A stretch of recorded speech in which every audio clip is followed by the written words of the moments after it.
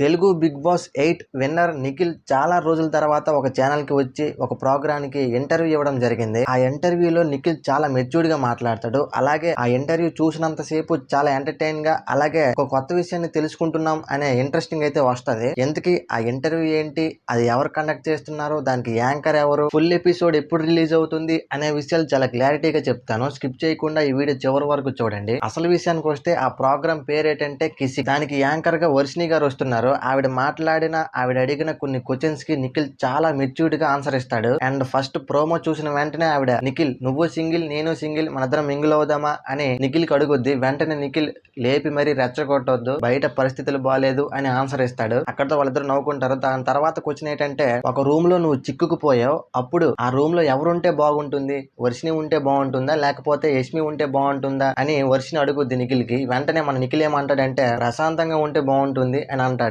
నిజంగా big boss title win అయిన తర్వాత నిఖిల్ చాలా కోల్పోయాడు.